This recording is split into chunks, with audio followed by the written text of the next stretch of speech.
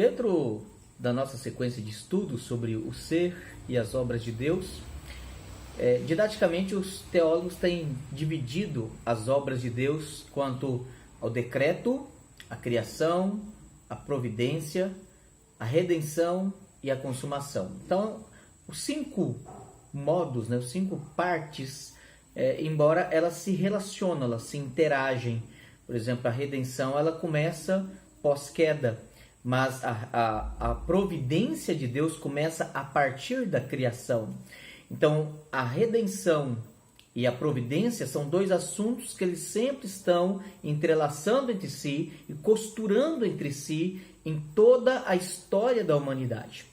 Desde a ordenança de Deus, o pacto das obras, a queda do homem e a redenção estabelecida, iniciada por Deus na promessa de Deus do envio do seu Filho, e também o governo dele sobre todos os momentos. O nosso estudo nesse momento ele vai se dedicar acerca do decreto de Deus. Então, ou seja, o fato de Deus ter planejado todas as coisas, o conselho de Deus, o governo de Deus, o fato de Deus ter então planejado cada situação, de ter especificado a redenção e ter então determinado tempos e épocas, acontecimentos, situações, desde grandes eventos até os mais pequenos e imperceptíveis atos na criação. E a pergunta que nós precisamos primeiramente responder é: o que são os decretos de Deus, né? A pergunta número 7 do breve catecismo traz assim: o que são os decretos de Deus? E a resposta, pergunta número 7, breve catecismo de Westminster. Resposta: os decretos de Deus são o seu propósito eterno, de acordo com o conselho da sua própria vontade, pelo qual ele determinou tudo o que acontece para a sua própria glória. Então, os decretos de Deus são o seu eterno propósito, ou seja, aquilo que ele estabeleceu, aquilo que fora dele ele decidiu na criação, chamando à existência como tudo haveria de acontecer, destinando todas as coisas, estabelecendo valor, significado, relação, ordens, tudo definido pelo próprio Deus. Isso é decreto de Deus, ou seja, todo o propósito, todo o planejamento, todo o conselho de Deus, Pai, Filho e Espírito Santo, estabelecendo um projeto eterno para a sua própria glória, pela qual ele determinou tudo o que acontece para a sua própria glória. Então, isso é o que nós temos por significado de decreto de Deus. Em Efésios 1, verso 4 e também verso 11, diz assim: antes da fundação do mundo, Deus nos escolheu nele para sermos santos e irrepreensíveis diante dele. Em Cristo fomos também feitos herança, predestinados segundo o propósito irrepreensíveis diante dele. Em Cristo também fomos feitos herança, predestinados segundo o propósito daquele que faz todas as coisas conforme o conselho da sua vontade. Em Romanos 9, verso 22 e 23, a palavra de Deus diz assim: que diremos se Deus, querendo mostrar a sua ira e dar a conhecer o seu poder, suportou com muita paciência os vasos de ira preparados para a destruição, a fim de que também desse a conhecer as riquezas da sua glória nos vasos de misericórdia que de antemão preparou para a glória, né? Então, Deus ele determina todas as coisas, quer a salvação, quer a condenação, quer a nossa felicidade, quer momentos de tristeza, quer vitórias, quer fracasso, quer coisas boas, quer coisas ruins, tudo está debaixo do controle e do governo de Deus. Por quê? Porque ele decretou todas as coisas que aconteceriam na história da humanidade. Todos os nossos dias, o Salmo 139, no verso 16, diz: todos os nossos dias estão contados e determinados quando nenhum deles havia ainda. Então nós temos a Escritura dizendo de forma muito clara que Deus ele está no controle de todas as coisas, Deus está no controle de tudo. E a pergunta número 8 do breve catecismo traz assim: como Deus executa os seus decretos? Resposta: Deus executa os seus decretos nas obras da criação e da providência. Então Deus ele realiza aquilo que ele decretou, criando, chamando a existência pelo poder da sua palavra, como também Deus realiza o seu decreto na providência. E na providência inclui-se a redenção, né? Então nós vemos, por exemplo, em Apocalipse 4, verso 11, Tu és digno, Senhor e Deus nosso, de receber a glória, a honra e o poder, porque criaste todas as coisas e por tua vontade elas vieram a existir e foram criadas. Deus é o designer inteligente, Deus é o projetista que elaborou todo o funcionamento estrutural, funcional, relacional de todas as leis da física, de todas as leis morais que existem no universo, na vida do ser humano. Tudo está sob o controle de Deus, porque Ele foi quem planejou e Ele trouxe a existência pelo poder da sua palavra. Mas não somente isso, Deus agora Ele governa, Ele conduz, Ele preserva, Ele governa, Ele sustenta, Ele direciona e Ele interage cooperando em tudo o que existe. Ele quem restringe, Ele quem estimula, Ele quem energiza, Ele quem traz a vida, Ele quem renova, Ele quem restaura, Ele quem abate, Ele quem destrói, Ele quem traz a existência. É Deus, o Senhor de todas as coisas, que realiza tudo conforme o seu eterno propósito, o conselho da sua vontade, conforme os seus planos e o seu decreto eterno. Tudo está. E aí a extensão é, mas todos os homens e todas as criaturas, inclusive todos os anjos, estão dentro deste decreto? A resposta é sim. Daniel capítulo 4, verso 35 diz assim: todos os moradores da terra são considerados como nada, e o Altíssimo faz o que quer com o exército do céu e com os moradores da terra. Não há quem possa deter a sua mão, nem questionar o que ele faz. Deus é o Senhor de todas as coisas. Deus é o governador de todas as coisas. Nós sabemos, por exemplo, que a nossa redenção, ela se estabeleceu no tempo certo. Deus, desde lá de Gênesis 3,15, Deus vem dizendo: eu darei um descendente que esmagará a cabeça da serpente, e esta, a serpente, lhe morderá o calcanhar. Então, desde o primeiro anúncio do Evangelho, Deus deixou claro que seu filho seria vitorioso, embora ele também seria morto pela serpente. E nós vemos todo o Antigo Testamento, então, criando a expectativa messiânica. E profecias foram dadas a respeito do Messias. E uma questão é muito simples: por que Deus pôde dar profecias e revelações a homens na Antiga Aliança?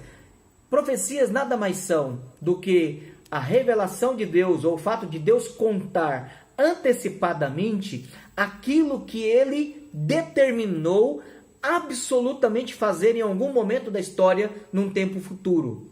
Então a profecia, ela é verdadeira, inequívoca, e o cumprimento dela é eficaz e exato, porque ela é apenas a antecipação que Deus dá de uma informação antecipada de algo que futuramente Ele determinou realizar. Então, por isso que quando Jesus ele nasce, desde a concepção, o nascimento, o livramento das mãos de Herodes, o retorno para Cafarnaum, nós lemos constantemente dizendo: para que se cumprisse as Escrituras.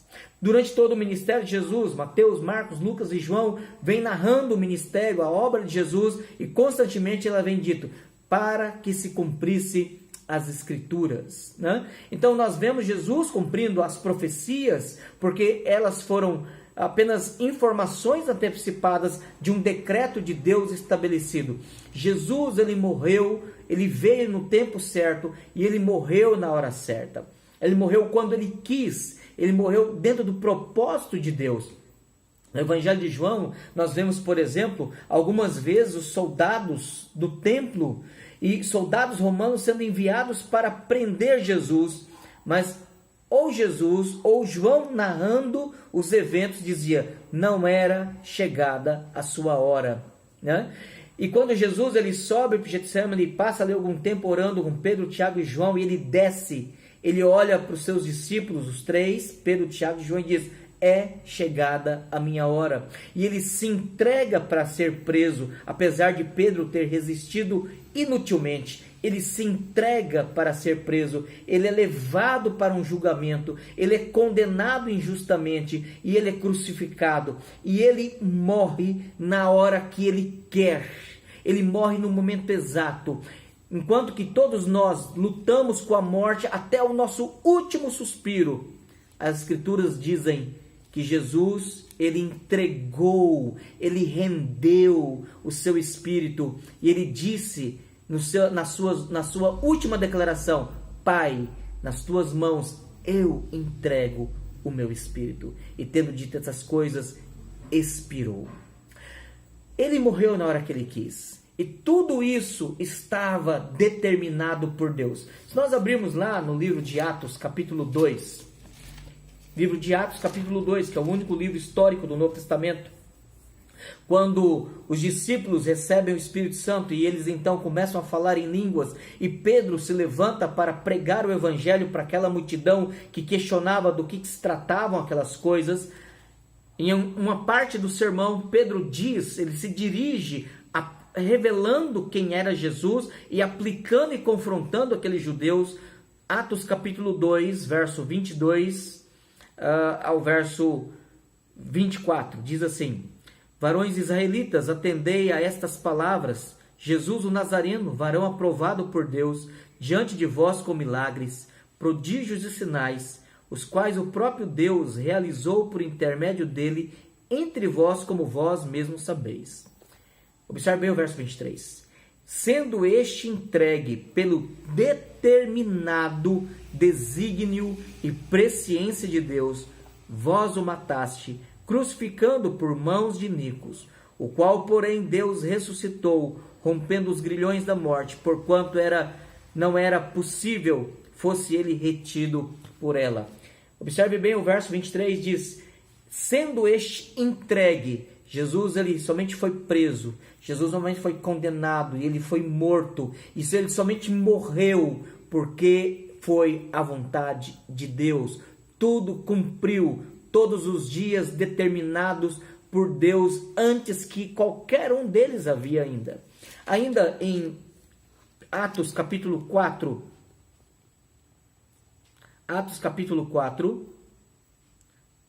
nós encontramos aqui do verso 26 ao verso 30. Levantaram-se, Atos 4, 26 a 30. Levantaram-se os reis da terra e as autoridades ajuntaram-se a uma contra o Senhor e contra o seu ungido, fazendo menção lá de Salmo capítulo 2. Porque verdadeiramente se ajuntaram nesta cidade contra o seu santo servo Jesus, ao qual ungiste, Herodes e Pilatos, Pôncio Pilatos, com gentios e gente de Israel, para fazerem, observe bem o verso 28, para fazerem tudo o que a tua mão e o teu propósito predeterminaram. Agora, Senhor, olha para as suas ameaças e concede os teus servos que anunciem com toda intrepidez a tua palavra. Então nós vemos a Escritura dizendo de forma muito clara que tudo estava determinado por Deus, estava sob o governo de Deus, estava sob o controle de Deus, de modo que nada acontecia se não fosse da vontade de Deus. Mesmo quando nós vamos pregar o Evangelho, nós sabemos que as pessoas convertem porque Deus toca no coração delas, Deus abre o coração delas, Deus ilumina a mente delas, Deus lhes dá fé, Deus as induz pela tristeza da contrição a um verdadeiro arrependimento, porque se Deus previamente não realizar estas coisas, é impossível que o homem se converta. Quando Paulo ele esteve em viagem missionária e pregando o Evangelho, Nós sabemos que todas as pessoas se converteram porque Deus lhes abriu o coração. Lá em Atos capítulo 13, verso 48, Deus fala com Paulo da seguinte forma: os gentios, ouvindo isso, regozijavam-se e glorificavam a palavra do Senhor, e creram todos os que haviam sido destinados para a vida eterna, que Deus havia destinado antes da fundação do mundo para a vida eterna.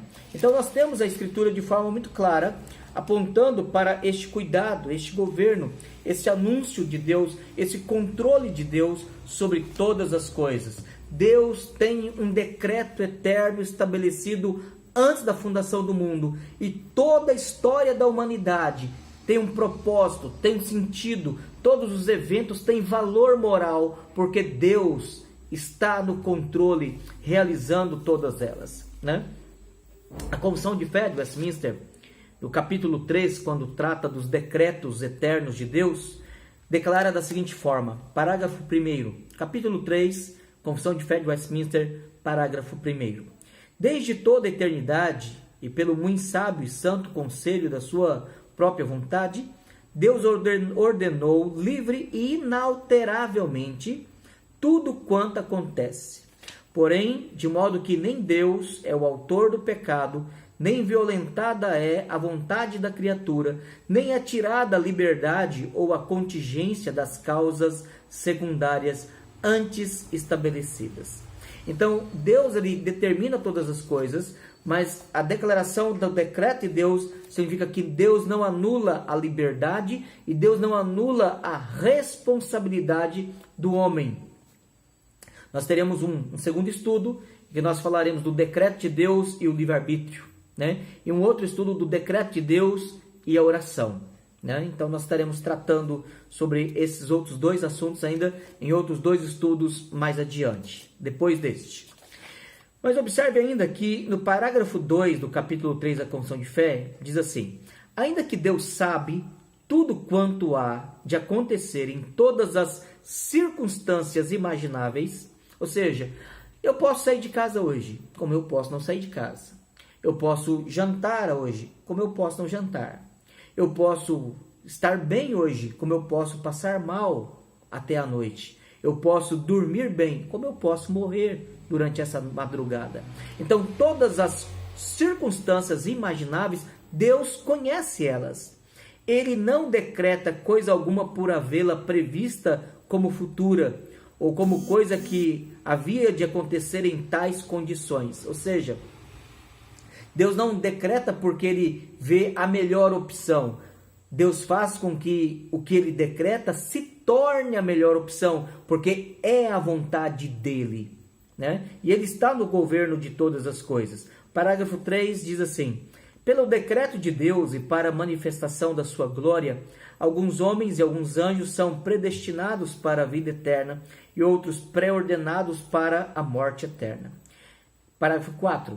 Esses homens e esses anjos, assim predestinados e pré-ordenados, são particular e imutavelmente designados, e o seu número é tão certo e definido que não pode ser nem aumentado nem diminuído.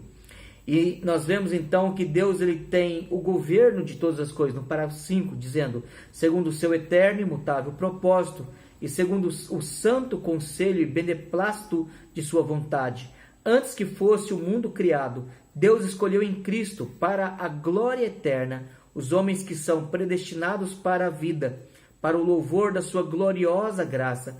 Ele os escolheu de sua mera e livre graça e amor, e não por previsão da fé, ou de boas obras e perseverança nelas, ou de qualquer outra coisa na criatura que a isso o movesse, como condição ou causa. Ou seja, Deus não tomou nenhuma decisão porque ele viu algo bom, algo meritório, algo virtuoso no homem. Mas Deus escolheu para que o homem tivesse fé, para que o homem tivesse virtude e para que o homem tivesse as virtudes que Deus colocaria nele. Parágrafo 6. Assim como Deus destinou os eleitos para a glória, assim também, pelo eterno e muito livre propósito de sua vontade, preordenou todos os meios conducentes a esse fim. Os que, portanto, são eleitos, achando-se caídos em Adão, são remidos em Cristo. São eficazmente chamados para a fé em Cristo pelo seu Espírito, que opera no tempo devido. Ou seja, Deus não somente escolheu a quem salvar, mas Deus escolheu quando salvar. Então é possível que você evangelize uma pessoa várias e várias vezes e ela não se converte. E pode ser que uma outra pessoa evangelize e ela se converte. Pode ser que ela vá se converter anos depois, porque Deus escolhe não só a pessoa, mas Deus escolhe também o momento em que esta pessoa se converterá. E guardados, justificados, adotados, santificados e guardados pelo seu poder por meio da fé salvadora. Além dos eleitos, não há nenhum outro que seja remido por Cristo, eficazmente chamado, justificado, adotado, santificado e salvo. Mas ainda ele declara assim: segundo o inescrutável, parágrafo 7, segundo o inescrutável conselho de sua própria vontade, pela qual ele concede ou recusa misericórdia, porque Deus pode dar, como ele pode decidir não dar misericórdia, como lhe apraz, para a glória do seu soberano poder sobre as suas criaturas, o resto dos homens para louvor de sua gloriosa justiça. Foi Deus servido não contemplar e ordená-los para desonra e ira por causa dos seus pecados. Lá em João, capítulo 17, verso 12, quando fala a respeito de Judas Iscariotes, a Escritura lá diz: nenhum deles se perdeu. O Senhor Jesus está falando isso, né? Nenhum deles se perdeu, a não ser o filho da perdição, Judas, filho da perdição, para que se cumprisse as Escrituras. Judas estava destinado a ser o traidor, ele estava destinado a ser realmente um filho da perdição. Parágrafo 8. A doutrina deste alto mistério de predestinação deve ser tratada com especial prudência e cuidado, a fim de que os homens, atentando à vontade revelada em sua palavra e prestando obediência a ela, possam, pela evidência de sua vocação eficaz, certificar-se de sua eterna eleição. Assim, a todos os que sinceramente obedecem ao Evangelho, esta doutrina fornece motivo de louvor, reverência e admiração a Deus, bem como de humildade, diligência e abundante consolação. É verdade, quando nós entendemos a doutrina do decreto de Deus, nós somos fortalecidos. Existiu um general chamado Stonewall Jackson, Muralha de Pedra, e existe um filme. Se você quiser assistir o filme, é possível encontrá-lo disponível, chama-se Deuses ou Generais. Recomendo que você assista esse filme. E esse general Stonewall Jackson, que foi um dos líderes da guerra da secessão do sul dos Estados Unidos, ele ia à frente das batalhas, diferente dos oficiais que ficavam nos acampamentos de campanha, protegidos, enquanto que os oficiais de baixa patente e os soldados iam nos fronts, né, e enfrentavam o rebumbar dos canhões, as baionetas dos outros soldados, os tiros e as espadas. Diferente desses oficiais que ficavam protegidos, o general Stonewall Jackson, ele ia à frente das batalhas, liderando e motivando a moral das tropas, né? E uma vez um dos seus tenentes lhe perguntou: general, de onde o senhor tira tamanha ousadia e coragem? E o general Stonewall Jackson respondeu para aquele oficial, seu auxiliar. Ele disse: as minhas crenças, as minhas convicções, elas me levam a me sentir tão seguro à frente das batalhas como quando eu estou deitado na minha cama. Se todos os homens tivessem essas mesmas convicções, nós seríamos todos igualmente corajosos. O general Stonewall Jackson era um presbiteriano calvinista que cria num Deus soberano que decreta todas as coisas. E ele sabia que o seu dia estava determinado, contado todos os seus dias, e que qualquer coisa que ele fizesse, obviamente, com toda a prudência e toda a responsabilidade, porque o mesmo Deus que decreta todas as coisas, segundo a sua providência, nos proíbe de ficar tentando a Deus e colocando a nossa vida em risco, através de atos irresponsáveis. Mas o Deus soberano que decreta todas as coisas é o Deus que cuida de nós. O Senhor Jesus diz que não há nenhum pardalzinho e nenhum deles morre se não estiver no controle de Deus. Nós estamos sob os cuidados do Senhor. Nós estamos sob a providência do Senhor, de um Deus soberano, de um Deus poderoso, de um Deus que domina todas as coisas. E encerrando, nós podemos pensar de uma forma muito clara que o Deus que governa todas as coisas, Ele o faz cumprindo um plano imutável, infalível, perfeito e sábio. Porque os decretos de Deus, segundo o breve catecismo, pergunta 7, são o seu propósito eterno, de acordo com o conselho de sua própria vontade, pelo qual Ele determinou tudo o que acontece para a sua própria glória. Tudo o que acontece na nossa vida é para a glória de Deus, é para este bem maior. Então nós sabemos que todas as coisas cooperam para o bem daqueles que amam a Deus, daqueles que são chamados segundo o seu propósito, o eterno propósito de Deus. Que Deus nos abençoe, nos leve a esta firme convicção e possamos amá-lo em tudo o que Deus faz em nós. Amém.